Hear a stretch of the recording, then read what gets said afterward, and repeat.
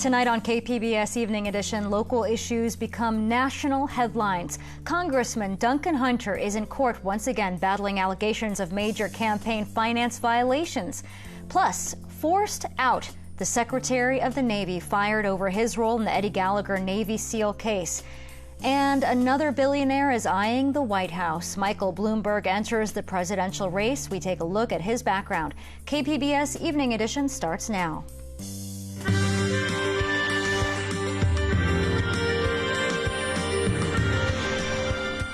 Good evening. It's Monday, November 25th. Thanks for joining us tonight. I'm Maya Trabulsi. We begin tonight with a local congressman in hot water and the fallout from a Navy SEAL sinking the career of a top official. Today, Republican Duncan Hunter used his own federal court hearing to sound off on the Eddie Gallagher case and the firing of Navy Secretary Richard Spencer. KPBS reporter Priya Sridhar begins our coverage.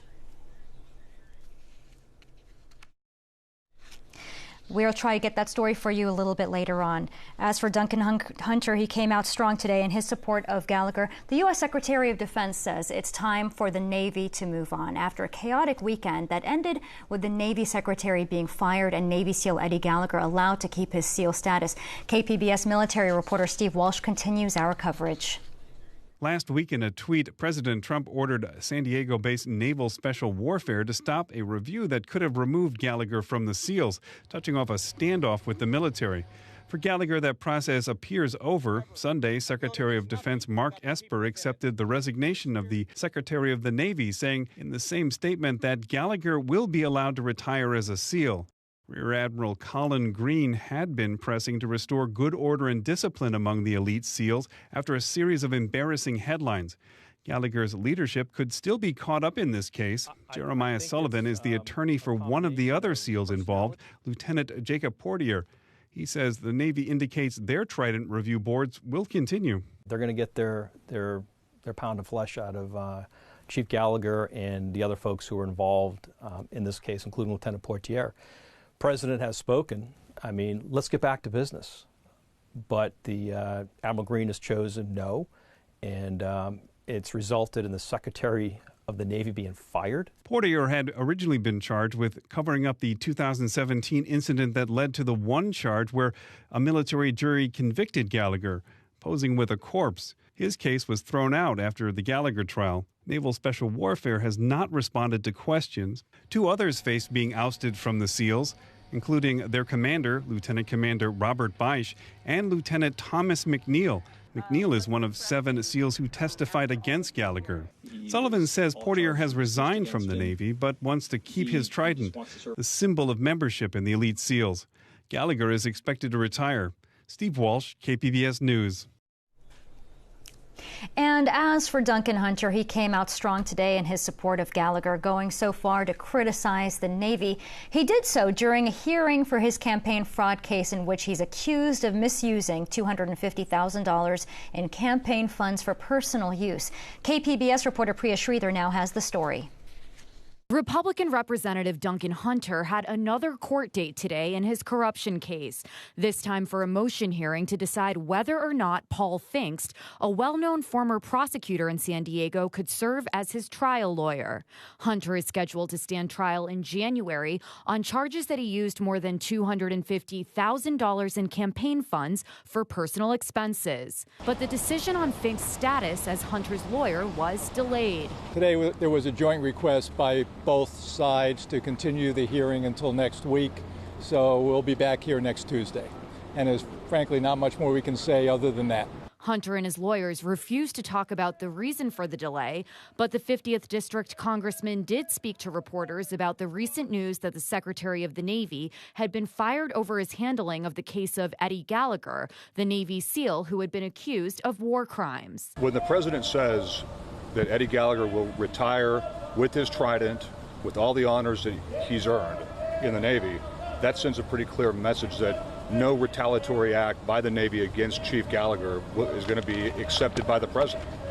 That's I think we all know in this administration, too, that you might have leaks and you might have hearsay coming from the White House, But what the president says and what the president does is all that matters.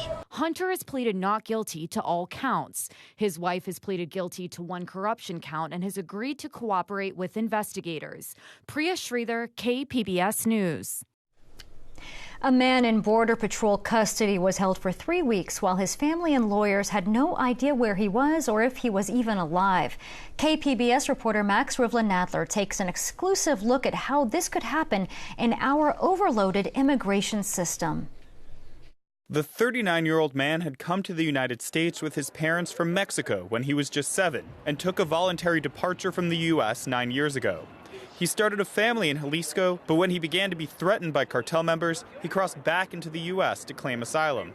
We're withholding his name because of the threats he and his family have received in Mexico. When he first entered the U.S., he was charged with illegal entry, which was ultimately dismissed by prosecutors at the beginning of October. But it was then that his ordeal in Border Patrol custody began. He was held in civil custody at the Chula Vista Border Patrol Station for almost 3 weeks, without being able to call his family or lawyer. Well, I never thought it was going to be that long. And there was this I was telling him about, hey, let me make a call because my parents or everybody's going to be worried because that was like 2 weeks has passed by already. KPBS spoke with the asylum seeker at the Otay Mesa Detention Center, where he's now being held. While he was at the Border Patrol station, his family had no idea where he was, whether he had been deported to Mexico, or if he was even alive. Finally, after almost 3 weeks in custody, a guard let him make a short phone call to his sister. She started crying because she was like, oh my God, where are you? Are you okay? And you know, we've been so long, we haven't heard from you. While in custody, he told me he had to sleep in a room with 60 other people and was served rotten food. In a statement to KPBS, Customs and Border Protection said that the agency is under no obligation to notify family or counsel when someone is in their custody. Border Patrol stations are meant only for very short stays, but over the past year, migrants have often faced extended stays in the stations as CBP claims it lacks the capacity to process asylum seekers quick enough. The man's lawyer, Dorian Edgar-Seto, who works at the National Immigrant Justice Center, which provides pro bono assistance to immigrants, had to file a motion in federal court just to locate her own client. It's so fundamentally un-American to have a system where people are disappeared and held incommunicado for an indeterminate amount of time without even being able to have that 5-minute phone call when you get arrested to your family member to let them know where you are. Edgar-Seto's client says other people in custody at the Border Patrol station told him they had been held there for even longer than 3 weeks. The first days, they were pretty long, but after like a week, the days were just like so fast. And it's like, I was worried about it because one day has passed by, another day has passed by, and then another week has passed by, and I was like, oh my God, I couldn't do nothing. They didn't let you do nothing. Max Rivlin-Nadler, KPBS News. The City Council set a goal last year to add special housing units for the homeless and disabled throughout San Diego by the year 2021. It doesn't look like that goal will be met. iNews Source investigative reporter Cody Delaney explains. The City Council was unanimous last year when it passed a resolution calling for 140 permanent supportive housing units in each council district. I see the benefit of this resolution, and it really is to send that statement that we're committing and that we're standing behind this decision. It was a rallying cry for council members to find land in their districts and coordinate with developers. But an iNews Source review of public records shows that so far, these units have been built in only 3 of the 9 council districts. Homeless advocate Michael McConnell criticized council members who have failed in getting this kind of housing built. Those are your folks, and you need to stand up and you need to represent them, and you need to bring solutions to this crisis to your district. At this rate, it appears unlikely the council will meet the housing deadline it's set for 2021. For KPBS, I'm iNews Source investigative reporter Cody Delaney. And iNews Source is an independently funded nonprofit partner of KPBS. There is yet another very wealthy New Yorker running for president. Former New York City Mayor Michael Bloomberg announced he's seeking a White House bid. More now from reporter Jason Carroll. New York City, not a place known for its shortage of opinions, and there are many when it comes to its former three-term mayor, billionaire Michael Bloomberg. The good news is we have won. His 12-year record, a mixed scorecard. Supporters applaud him for improving quality of life, while critics say his policies disproportionately harmed people of color and the poor. One of the most controversial aspects of his legacy, a policy called stop and frisk, a practice of temporarily stopping, questioning, and at times searching civilians. Earlier this year, Bloomberg saying the practice had helped reduce crime. Kids who walked around looking like they had a gun removed the gun from their pockets to stop it. And the result of that was, over the years, the murder rate in New York City went from 650 a year down to 300 a year when I left. In 2012, murders in New York City fell to 419, making it, at the time, the safest big city in America. But at what price? Opponents of stop and frisk say it unfairly targeted the African American and Latino communities, where it is still a sensitive topic. I mean, certainly stop and frisk was very controversial for me as a man of color. It was embarrassing to educated black people and people with good jobs. Now, after all these years, Bloomberg, the presidential candidate, has changed course and apologized for stop and frisk. I got something important really wrong. I didn't understand that back then, the full impact that stops were having on the black and Latino communities. I now see that we could and should have acted sooner. Too little, too late. So says New York City's Mayor Bill de Blasio. Stop and frisk was discontinued in 2014 when he took office. Statistics show crime continued to drop even after he ended it. He called Bloomberg's apology an attempt to score political points. People aren't stupid. Like, they can figure out whether someone is honestly addressing an issue or whether they're acting out of convenience. There are Bloomberg critics who credit him for how he handled the city's economy during his tenure. In 2002, when he first took office, New York was in a recession, still reeling from the September 11th terror attacks. By the end of his terms, Bloomberg was applauded for getting the city back on its feet, rebuilding once discarded sections of New York, places like the waterfronts in Brooklyn and Queens. Incomes for the wealthiest New Yorkers rose quickly coming out of the recession, giving rise to greater income inequality. But on the whole, the city's recovery was robust. There are some areas that he does deserve really high marks. The economy is one of them. Eleanor Randolph is the author of the biography, The Many Lives of Michael Bloomberg. He handed the next mayor a balanced budget with plenty of money to spare. Bloomberg's legacy is also one of a mayor who wanted the city that never sleeps to get healthy. He built bike lanes, banned smoking in public places, banned trans fats, and required calorie listings in chain restaurants. But he failed at prohibiting large sugary drinks such as Big Gulp sodas. His actions prompted some to accuse him of trying to turn New York into a so-called nanny state. North Carolina and Mississippi, they passed what they called anti-Bloomberg laws, so that local governments could not limit the amount of Coca-Cola you could get. Bloomberg's achievements and failures now debated on the national stage. Jason Carroll, CNN, New York. Former Trump campaign aide George Papadopoulos announced he's running for Congress in California's 25th district. He's hoping to fill the seat left vacant by Democrat Katie Hill. Papadopoulos previously served 14 days in prison for lying to the FBI about his contracts with individuals tied to Russia during the 2016 presidential campaign. He cooperated with investigators to get a reduced sentence instead of 6 months. Papadopoulos was released in December of 2018. Adnan Syed is serving life in prison for the murder of his ex-girlfriend Hae Min Lee. He says he is innocent. His story is detailed in NPR's Serial podcast, which inspired support for a new trial. His lawyers say he should get a new trial because of an ineffective counsel during his original trial. As of today, there will be no new trial. The Supreme Court declined to review his case. Syed was convicted of first-degree murder, robbery, kidnapping, and false imprisonment. I'm Judy Woodruff. Tonight on the NewsHour, pro-democracy forces in Hong Kong deliver a stunning rebuke to Beijing at the ballot box. Coming up at 7 after Evening Edition on KPBS. McDonald's has agreed to pay $26 million to settle a multi-year dispute over accusation that it underpaid employees. A group of California workers sued the company back in 2013, alleging the fast food giant of not paying overtime and denying timely breaks. The class action suit now represents about 38,000 people. In addition to the money, McDonald's says it will train its employees at California locations about workers' rights.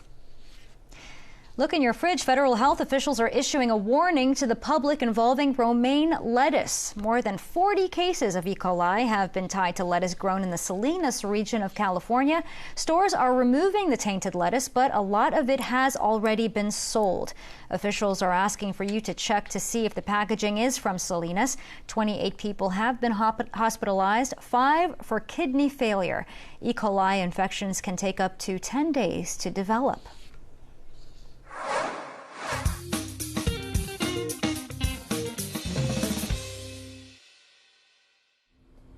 Attention holiday shoppers, think twice before you get tempted by retailers offering a deferred interest credit card. The deferred interest is very tempting during the holiday shopping season.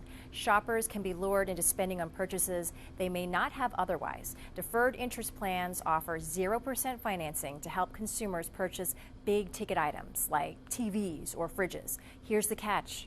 If there's a remaining balance after the deferment period ends, or if you are late making a payment, you don't just owe interest on the remaining balance. You will also pay interest on the amount you've already paid off. Take note, the zero interest deals offered by retailers are not the same as a zero finance card you can apply for directly with a card issuer.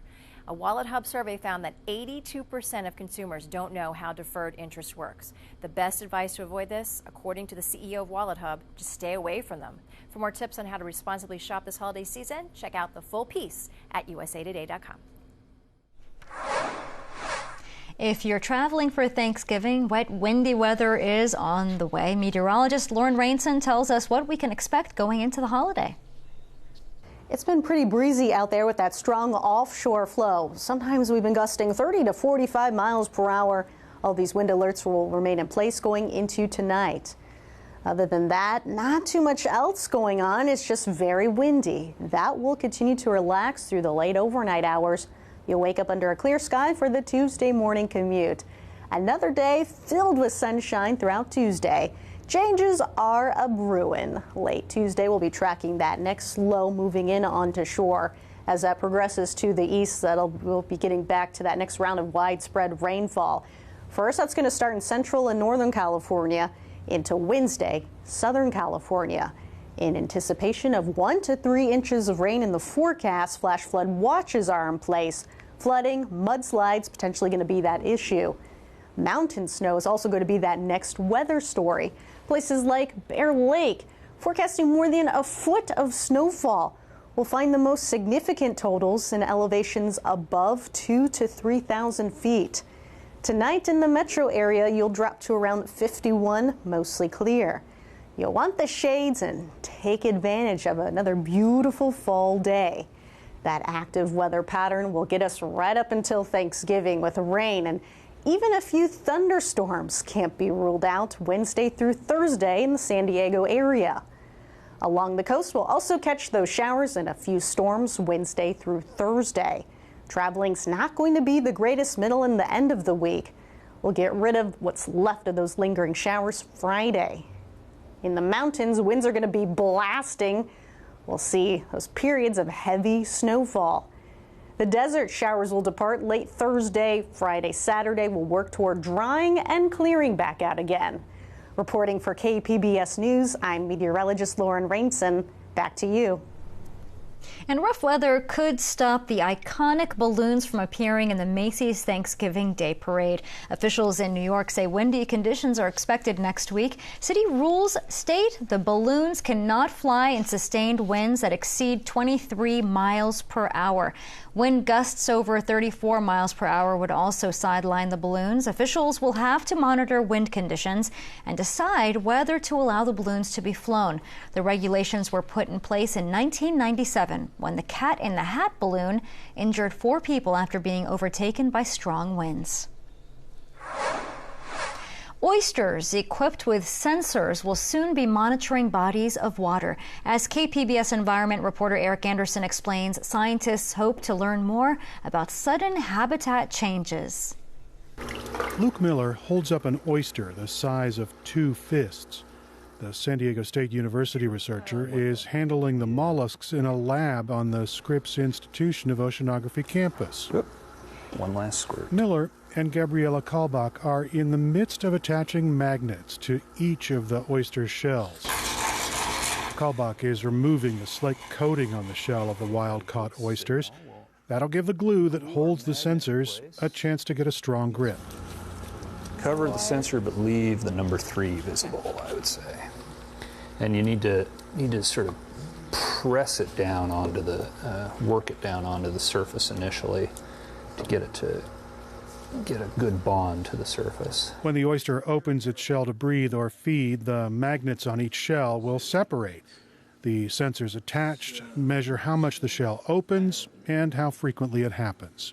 The kind of reading it's giving there is the measurement between this magnet and this sensor. So if I move this sensor around, we can see that reading kind of changes. Now it's around 390, but as I move the sensor, it increases. Being able to record how often the oyster opens its shell is valuable, especially if researchers can compare the behavior to local water conditions. They want to see how a biological creature reacts to the stress of living in an extreme environment. Scripps Institution of Oceanography researcher Sarah Giddings says the oysters could help researchers understand how they cope. An estuary is a perfect environment to do this study because estuaries are where you have the meeting of the ocean with often river flow, or in some cases, if no river flow, there's excess heating. What that means is that you have very strong gradients in temperature, salinity, all of the physical parameters that are much stronger than you see in the open ocean. Giddings says estuaries can lose access to salt water. They can heat up, they can be inundated with nutrients, and dissolved oxygen levels in the water can crash in a matter of hours. And the key thing that we're going to do is make the link to the physical parameters. So the velocity, so the currents that they're feeling, the salinity, the temperature, and importantly, the dissolved oxygen that they're experiencing. Giddings hopes to expand and refine the project. Right now, data recorded by the sensors has to be gathered by hand. Researchers actually go into the field to collect data chips from a small computer that floats above a rope and anchor that holds the oysters. If that information can be transmitted in real time, scientists could record conditions and reactions as they happen. If we do see a direct response to their environment, that we could actually use these sensors in the future to learn more about the environment. So actually use the oysters to tell us something about the environment and start to think about other organisms and other locations where we could deploy them. Researchers are releasing the oysters in the Los Penasquitos Lagoon and the Tijuana River estuary. The mollusks have zip ties glued onto their shells so they can be attached to a float or anchor. That'll give scientists data from the surface and from the estuary floor.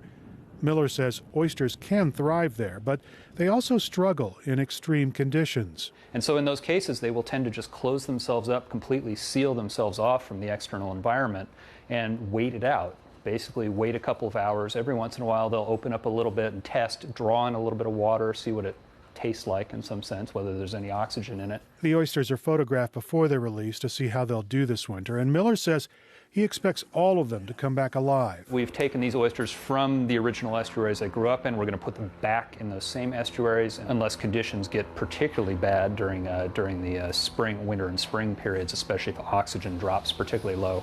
We expect that they'll survive just fine. The oysters are being deployed soon in the Tijuana River estuary, and they'll be collected this spring. When that happens, scientists will put together data sets that help them understand just how the living creatures were affected by the changes in the local estuaries. Eric Anderson, KPBS News. Nature does a body good, and according to a new study, it may also be good for your lifespan. David Daniel explains in tonight's Health Minute. If you live in a big city, you may want to make sure there's a park nearby. A new study from the Lancet Planetary Health says urban dwellers who live near green spaces are less likely to die before the end of their expected lifespan. And it doesn't matter whether it's a public park, small wooded area, or just a grassy backyard. The study author says all green spaces provide the same health benefits by encouraging physical activity, reducing noise pollution, and regulating the temperature. Millions of people across 7 countries, including the U.S., were tracked throughout their lives for the study. Researchers used satellite images to identify the proximity of vegetation or green patches of land to where they lived. Some cities clearly recognize the benefits. New York City has turned 27% of its land into public green spaces. And Paris has vowed to transform 1/3 of its public green spaces into sustainable urban farms. For today's Health Minute, I'm David Daniel. There was an amazing local rescue of a humpback whale over the weekend. Take a look at this. This 35-foot whale was spotted by a bird watcher off the coast of La Jolla. It was tangled in fishing gear and 900 feet of rope. SeaWorld's rescue team immediately went out there and spent 4 hours trying to save it. It was a happy ending for the whale. Once free, it seemed unharmed and continued swimming north. SeaWorld has completed 36,000 rescues in the last 55 years. And you can find tonight's stories on our website, kpbs.org/evening edition. Thanks for joining us tonight. Have a great evening.